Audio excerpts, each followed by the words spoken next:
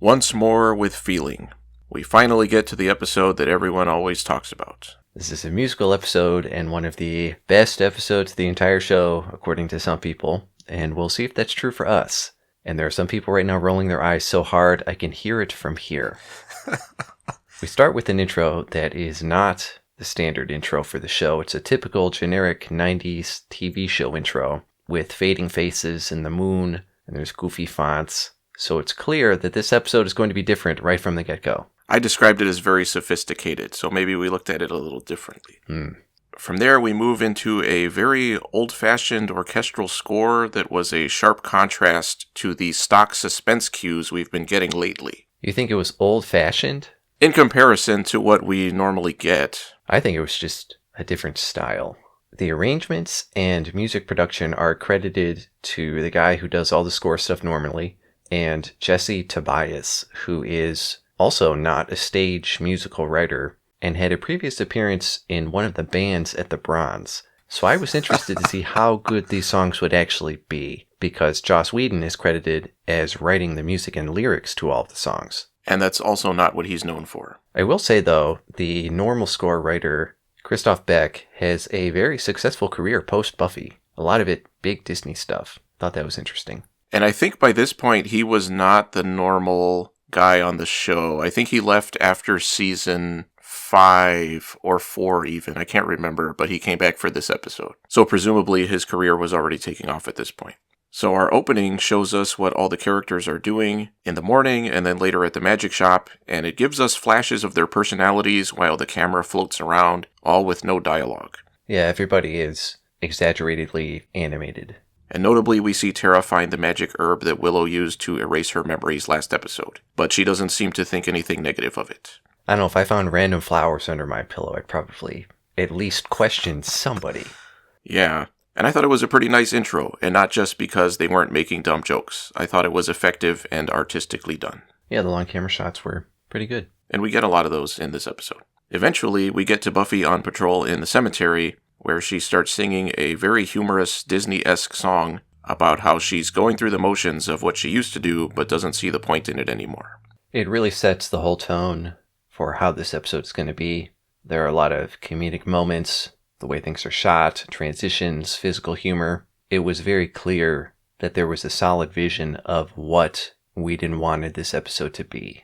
And I like that even though the episode does start out differently, they don't specifically tell you that it's going to be a musical episode. It doesn't say the musical episode at the beginning. Right. And I know it was promoted as that back in the day, but I hope some people went into it without expecting it. In that first song, I especially liked the moment at the end where she sings through the dust of the last vampire that she stakes. And I just wanna be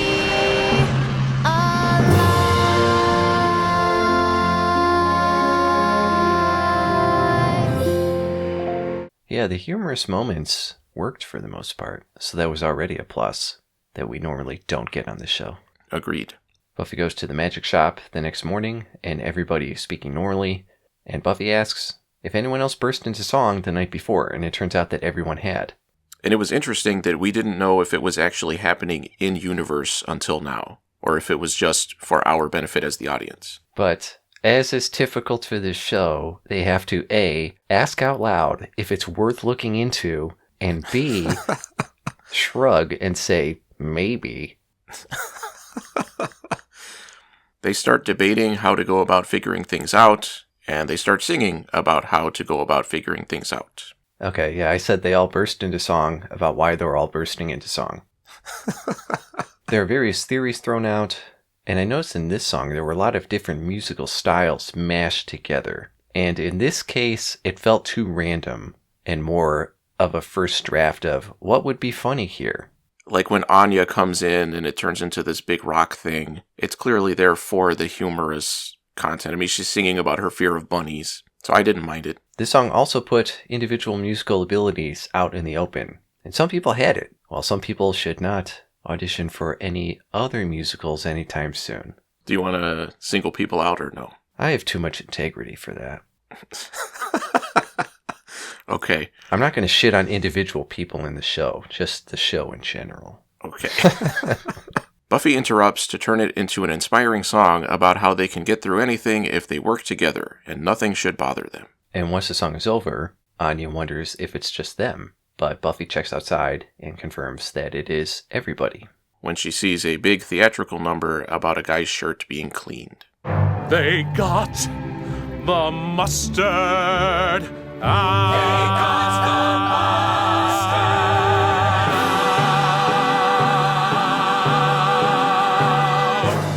And I thought the fact that they kept it so short made it work better. Oh yeah, definitely. Later, Dawn enters via a wipe transition, which was cool and interesting since I think it's the only time it happens, probably in the entire show. She is thrilled that everybody at school was also singing and dancing, but bummed out that nobody's surprised, because it's been happening to everybody. Willow and Tara start getting really weird about wanting to cut out and go home, supposedly for some magic books. And while everyone is distracted with that, Dawn steals a prop necklace off the counter. It's good to know that they're sticking with the most interesting plotline of all. Okay, other people were talking in that circle, but Dawn was sitting 2 feet away from everybody. It's a good thing the camera didn't show anybody else when she took that necklace, because they would have noticed. It's not like she was off in the back doing it. She was sitting right with them.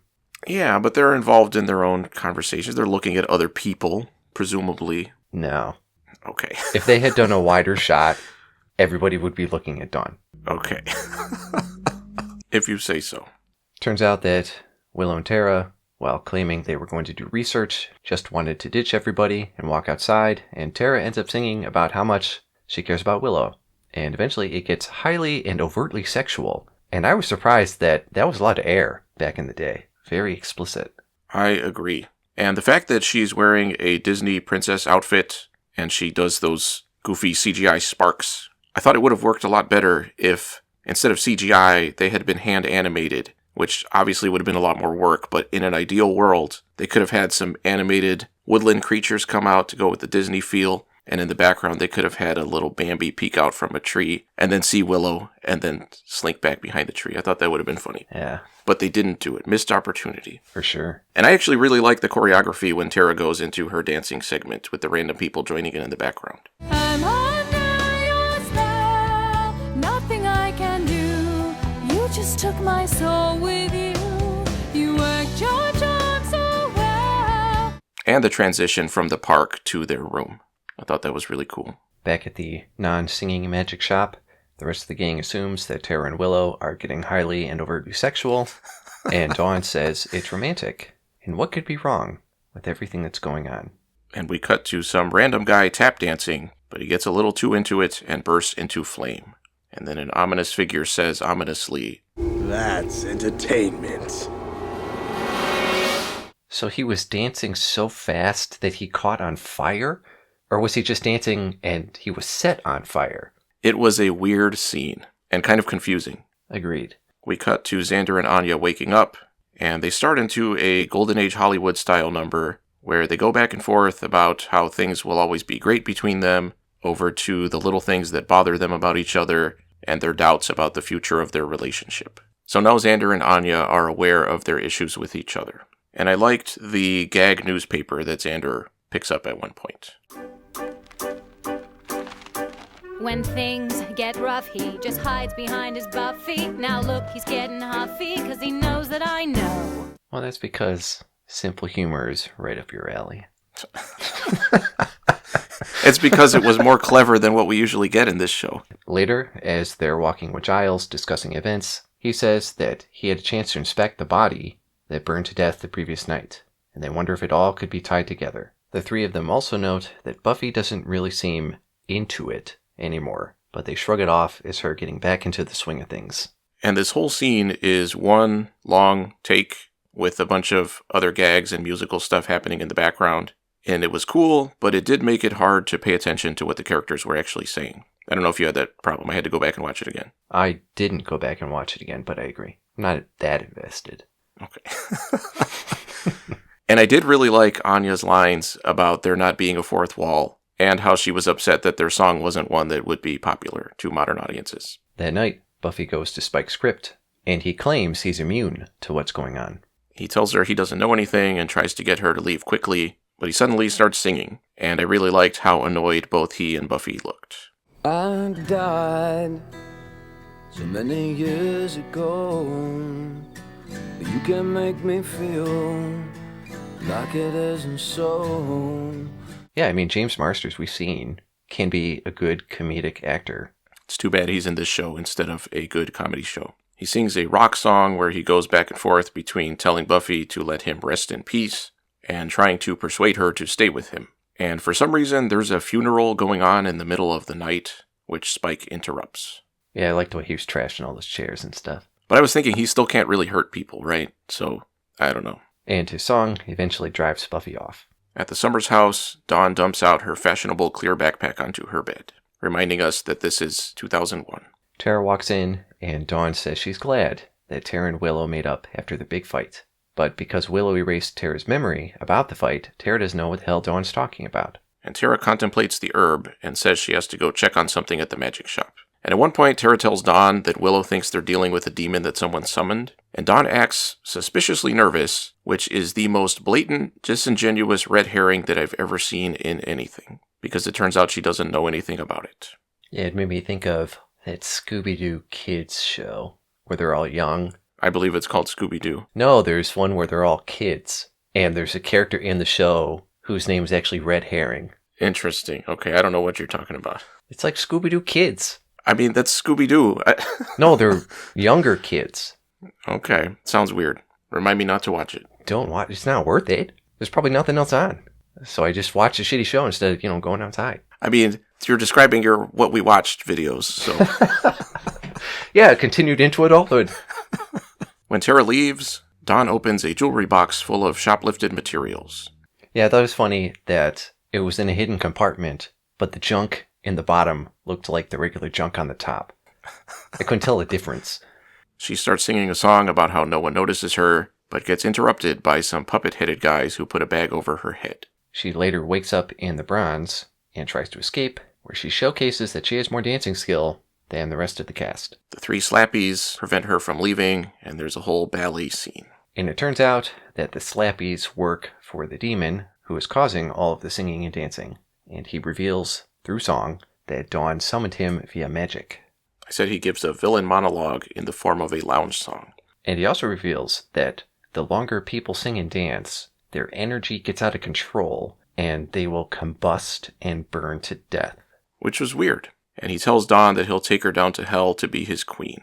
His and Dawn's song, the ADR was not good compared to the rest of them. I actually wasn't sure if they were using voice doubles or not. I can bring whole cities to ruin and still have time to get us off shooing. Well, that's great, but I'm late and I'd hate to delay her. But apparently the entire cast sang themselves. I thought it was odd for them to keep the sound of his shoes tapping on the floor during the song, but he only taps intentionally during brief parts of it, and it doesn't always match the choreography of the way he's actually moving around. It doesn't ruin it, but once I noticed it, it was distracting. It also seemed like the lyrics changed during production because his mouth does not always match his words. Or maybe it was just because he was wearing all those prosthetics on his face. What did you think of his design? Felt a little too busy, kind of thrown together. I liked it. I thought the fact that he is simultaneously creepy looking, but also stylish was an interesting way to go. Are you talking about his clothes? Yeah, like even just his whole attitude. But then he has like this weird, ugly monster face with the creepy eyes and everything. Yeah, I was talking about the monster face in particular. I felt like there were too many things going on with his face at the same time. Okay. But yeah, I do like that he was, in a zoot suit or whatever he was wearing. And the whole scene reminded me of Oogie Boogie's song in The Nightmare Before Christmas. They both take place in the villain's lair. They both have villains with low voices. Both songs are of a similar style. They're both the villain explaining their entire existence to a captive audience. And they're both played by people who were in the Broadway version of The Wiz. Wow. Yeah. But there were no bugs. Unfortunately. So your whole comparison falls apart. Damn.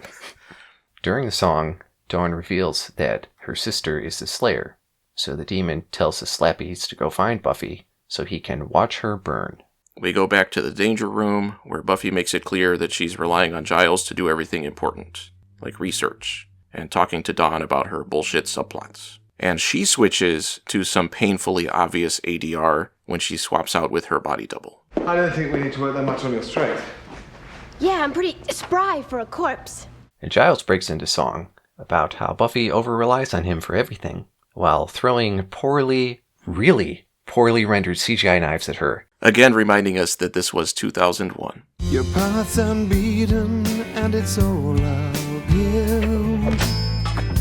And you can meet it, but you never will. And I'm the reason that you're standing still. It was awesome. Was Anthony Stewart Head not present for the entire shoot? Did they have to do reshoots later and couldn't get him back? Because there were some shots where both actors were clearly not in the room together.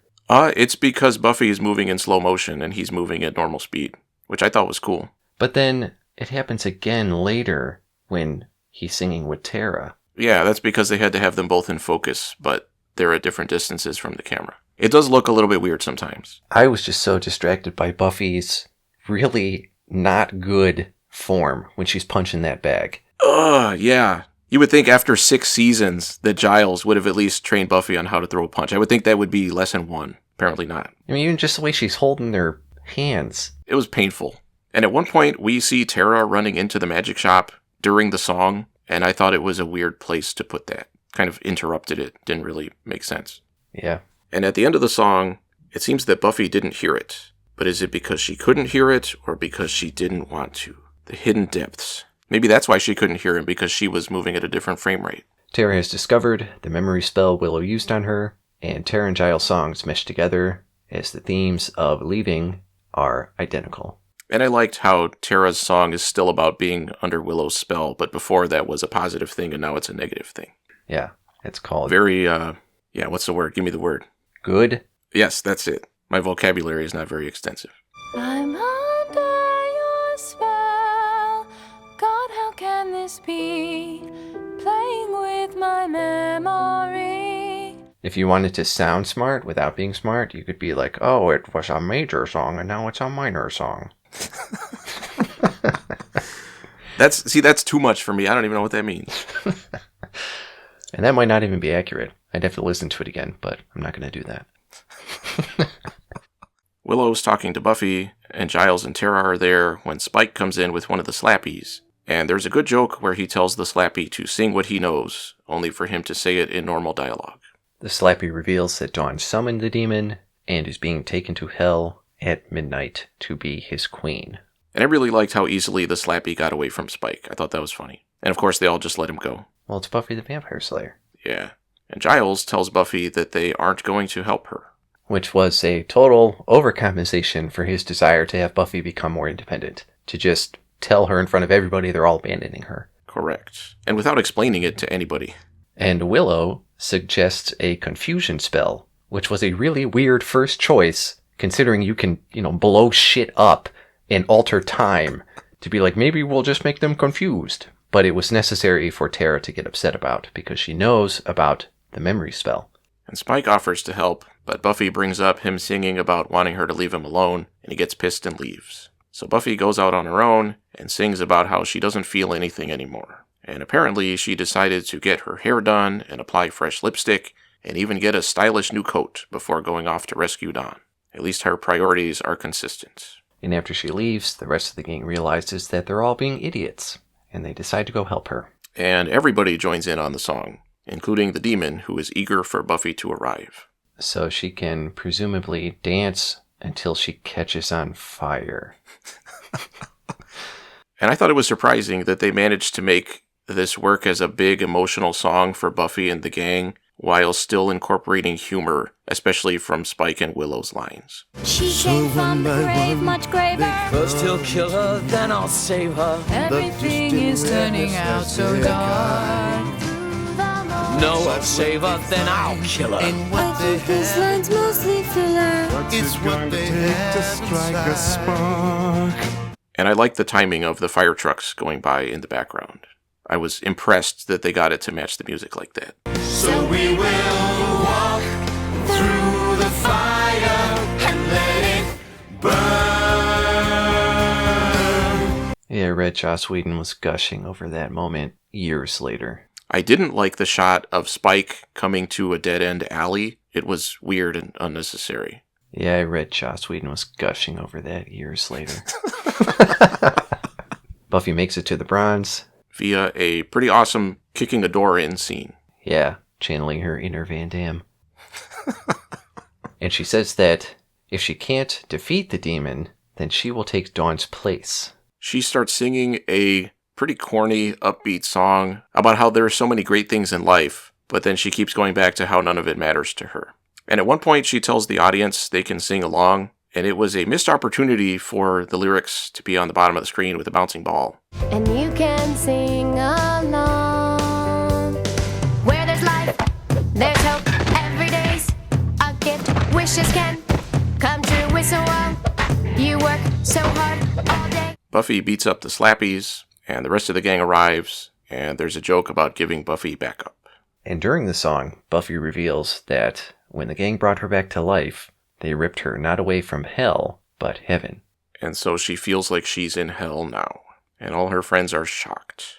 She goes into a paroxysm of spastic jerculations that would give Lord a run for her money. And the demon gets excited as she starts to smoke.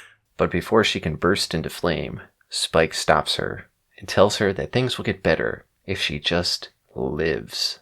And Dawn repeats a line that Buffy said to her back at the end of season 5 when she sacrificed herself. The hardest thing in this world is to live in it. After the song, the demon claims that he's taking Dawn, but she continues to deny that she summoned him. And when he points out that she's wearing his talisman, she says she just picked it up off the floor while cleaning. And for some reason, the demon just believes her. And Giles says if it was in the shop, it must have been one of them, even though it could have been a customer or something. Yeah, because they sell magical items to people. That's the point of the shop. To random people. And Xander finally admits it was him. And he says he thought it would be a harmless way to have some fun and find out if things would work out for everyone. But this means that they could have sold that to a random person, and a random person could have done this. I think we bring this up pretty regularly. Yeah, but this is something that they apparently figured out who the demon was, so that would mean they knew they had that talisman there, but nobody mentions that. Yeah, that's a good point.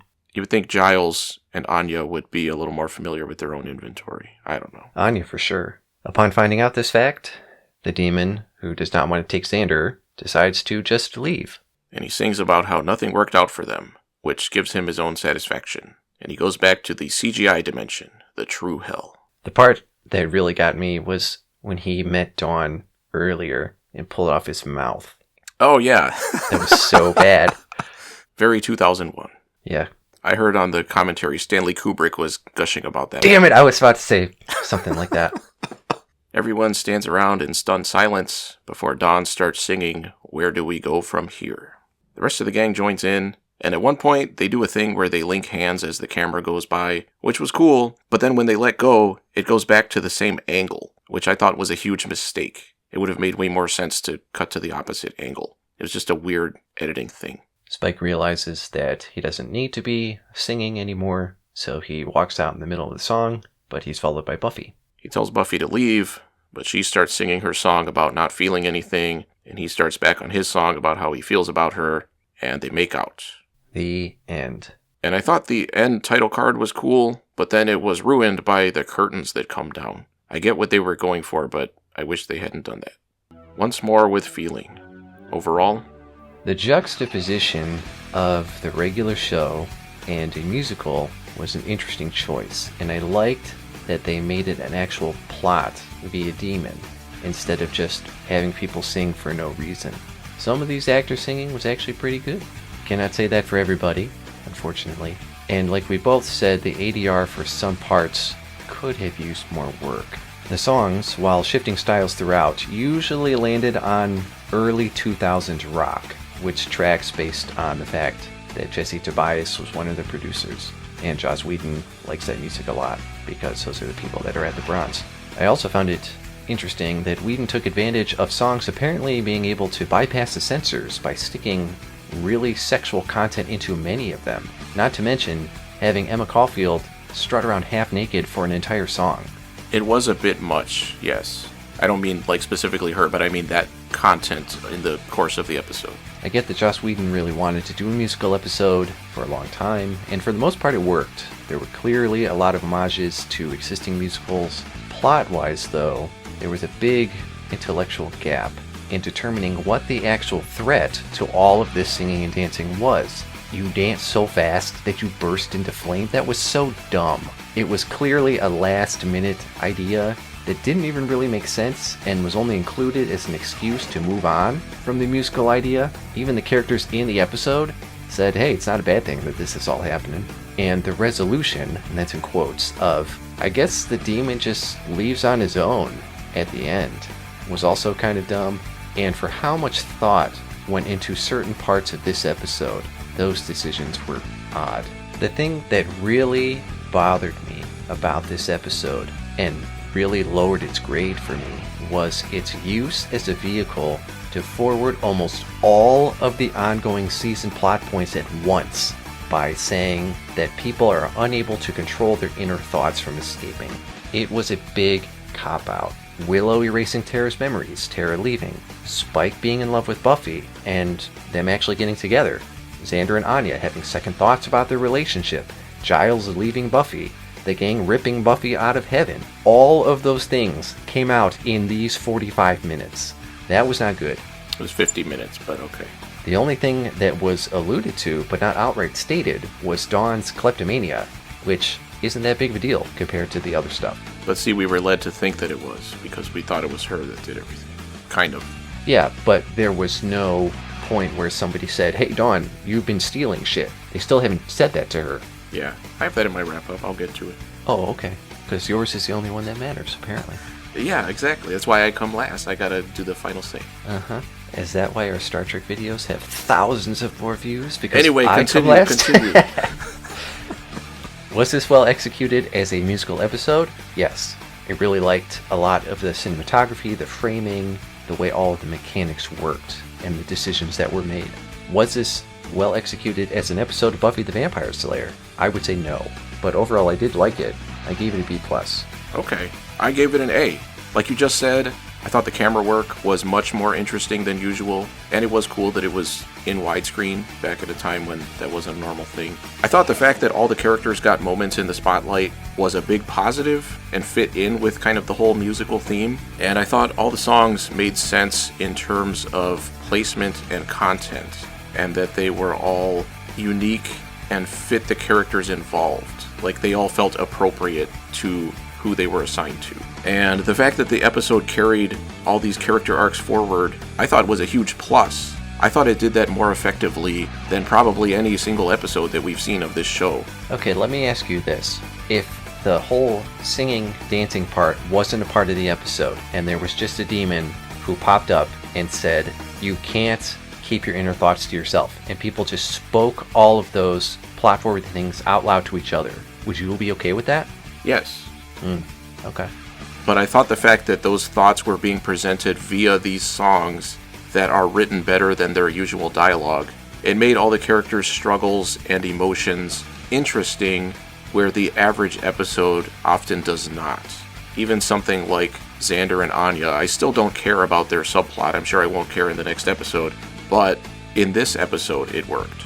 And I thought that was true for even like Dawn. We at least have some kind of sense of why she's doing what she's doing, even with just a couple of lines of a song. But like you said, the other characters still don't know about that, and again, I don't think I will care about it in the next episode. Yeah, so I'm really curious to see what happens in the next episode if we just revert back to the junk we've had, which we probably will.